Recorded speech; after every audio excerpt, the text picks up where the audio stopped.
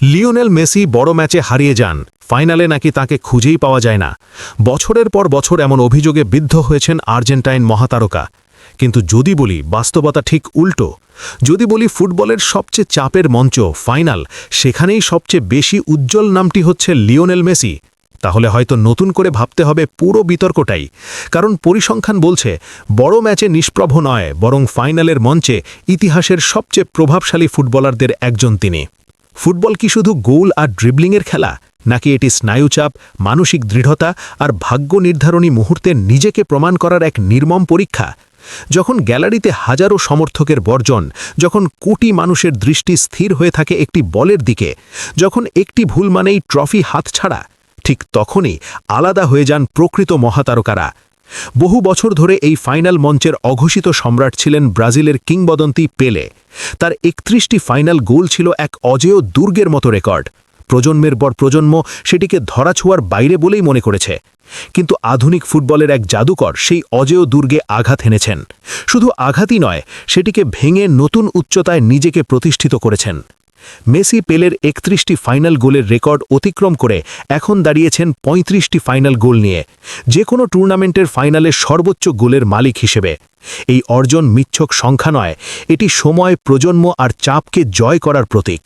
যখন বিশ্ব অবাক বিস্ময়ে তাকিয়েছিল, তখনই ইতিহাসের পাতায় নতুন অধ্যায় লিখছিলেন তিনি। এই তালিকায় তৃতীয় স্থানে রয়েছেন পর্তুগিজ সুপারস্টার ক্রিস্টিয়ানো রোনাল্ডো, যার ফাইনাল গোল সংখ্যা ২৫।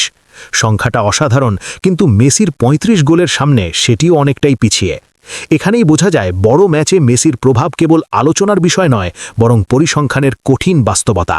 তবে গল্পটা শুধু গোলের নয়। একজন পূর্ণাঙ্গ ফুটবলার কেবল নিজে গোল করলেই মহান হন না, বরং অন্যকে গোল করানোর ক্ষমতাও তাকে আলাদা করে তোলে। ফাইনালে সর্বোচ্চ ১৯টি অ্যাসিস্ট এখনও পেলের দখলে, কিন্তু মেসি ১৭টি অ্যাসিস্ট নিয়ে তার ঠিক পেছনেই আছেন। অর্থাৎ মেসি মাঠে থাকলে ফাইনালে শুধু গোলই আসে না, গোলের সম্ভাবনাও তৈরি হয় প্রতি মুহূর্তে।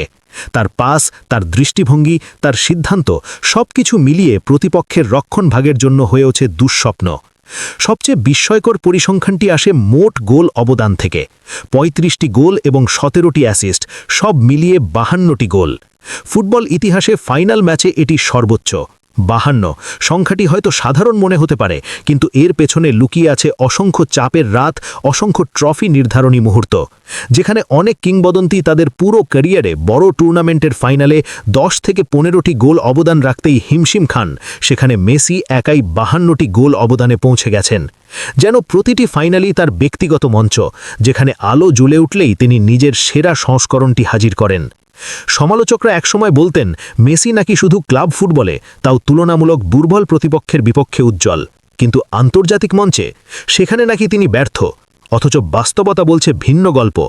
কোপা আমেরিকার ফাইনাল, ইউরোপ দক্ষিণ আমেরিকা চ্যাম্পিয়নদের লড়াই ফিনালিসিমা, আর ২০২২ সালের কাতার বিশ্বকাপের মহারণ, প্রতিটি মঞ্চেই মেসি গোল করেছেন, নেতৃত্ব দিয়েছেন, দলকে শিরোপা জিতিয়েছেন।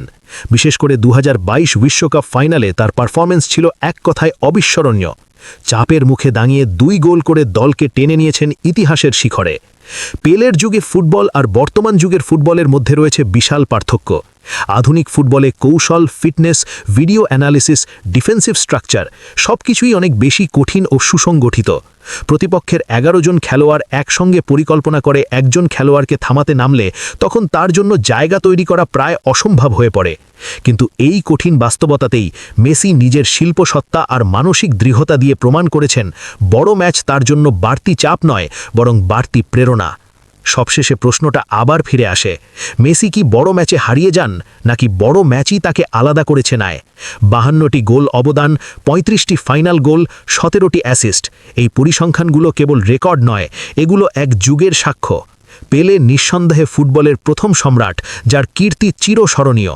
কিন্তু আধুনিক পরিসংখ্যান, মাঠের প্রভাব এবং চাপের মুহূর্তে নেতৃত্ব দেওয়ার ক্ষমতা বিবেচনা করলে স্পষ্ট হয় ফাইনালের নতুন সম্রাট এখন লিওনেল মেসি।